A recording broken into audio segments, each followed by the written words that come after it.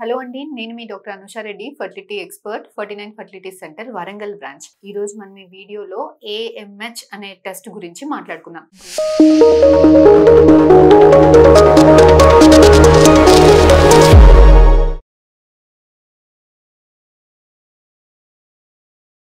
చాలా మంది వ్యూవర్స్ లో మీరు ఎప్పుడైనా మీ ఫర్టిలిటీ డాక్టర్ దగ్గరికి వెళ్ళినప్పుడు మీ ఏఎంహెచ్ చాలా తక్కువగా ఉంది అని అంటే చాలా మంది జంప్ అయి గూగుల్లో సెర్చ్ చేసి పానిక్ అయిన రోజులు చాలా ఉన్నాయి కదా.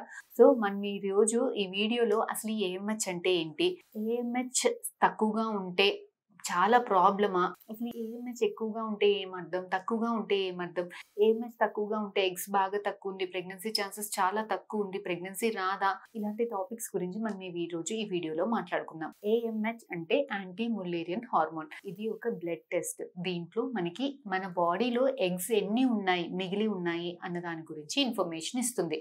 ఆడవాళ్ళంతా కూడా ఫిక్స్డ్ నెంబర్ ఆఫ్ ఎగ్స్ తోటి పుడతామండి. సో పీరియడ్స్ వచ్చినప్పుడు ఇందులో నుంచి నెల నెల కొన్ని ఎగ్స్ 16 ఎగ్స్ బయటికి వస్తాయి. అందులో నుంచి ప్రెగ్నెన్సీ వస్తే వస్తుంది, లేదంటే ఆ ఎగ్స్ చనిపోతాయి. సో ప్రతి నెల మనకున్న బాస్కెట్ ఆఫ్ ఎగ్స్ నుంచి కొన్ని ఎగ్స్ వస్తాయి, చనిపోతాయి, ఎగ్స్ వస్తాయి, తగ్గిపోతాయి. సో ఇంకా ఎన్ని ఎగ్స్ మిగిలి ఉన్నాయి అన్న దాని గురించి ఇన్ఫర్మేషన్ ఇచ్చే టెస్ట్ ఏఎంహెచ్ టెస్ట్. సో ఇది normal value is around 3. PCOD వాళ్ళల్లో 4 కన్నా ఎక్కువగా ఉంటుంది, నార్మల్ అరౌండ్ 3.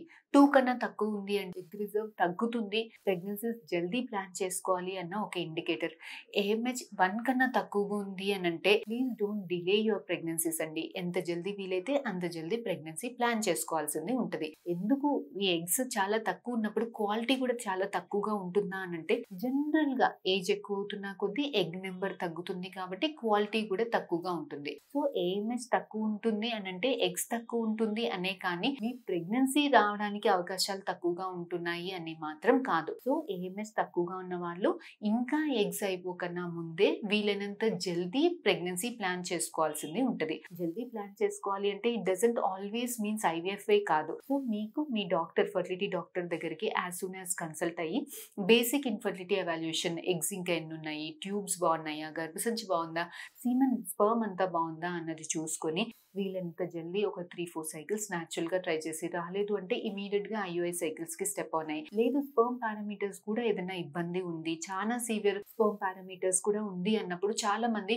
నెలల తరబడి, సంవత్సరాల తరబడి మేల్స్ మెడిసిన్స్ వాడాలి అని అనుకుంటారు. సో ఇలాంటి వాళ్ళకి నేను చెప్పేది ఏంటంటే ఏఎంహెచ్ తక్కువగా ఉన్నప్పుడు ఇలా ఇయర్స్ టైం వేస్ట్ చేసినప్పుడు ఇంకా తక్కువ అయిపోతాయి ఎగ్స్. కాబట్టి finally if you want to go ahead for IVF, eggs తక్కువ ఉన్నప్పుడు ఐవీఎఫ్ లో కూడా సక్సెస్ రేట్స్ తక్కువగా ఉంటుంది. కాబట్టి please don't delay your pregnancy planning when your AMH is less. AMH తక్కువ ఉన్నప్పుడు ప్రెగ్నెన్సీ పోస్ట్పోన్ మాత్రం చేయకండి. ఇంకొక విషయం ఏం చెప్తున్నాను అని అంటే ఏఎంహెచ్ తక్కువగా ఉన్నప్పుడు కొంతమంది కెరీర్ విషయంలో కానీ లేదంటే డివోర్సెస్ కానీ ఏదైనా వల్ల మనకి ప్రెగ్నెన్సీస్ లేట్ గా ప్లాన్ చేసుకోవాలి అనుకున్న వాళ్ళు ఏఎంహెచ్ టెస్ట్ చేయించుకోండి. ఒకవేళ ఏఎంహెచ్ 2 కన్నా తక్కువగా ఉంది, మీ ఏజ్ 30 years ఉంది, మీరు ఇంకా నెక్స్ట్ 5-6 years లో ప్రెగ్నెన్సీ ప్లాన్ లేదు, ఇలాంటి వాళ్ళు మీరు ఎగ్స్ అనేది ఫ్రీజ్ చేసుకునే టెక్నిక్ సోషల్ ఎగ్ ఫ్రీజింగ్ అంటామండి.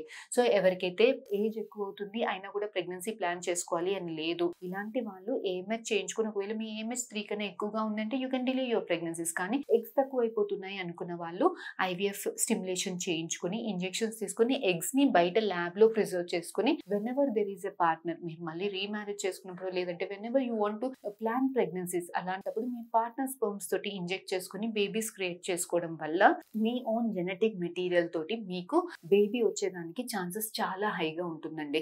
సో ఇది మీకు ఏఎంహెచ్ గురించి ఇన్ఫర్మేషన్.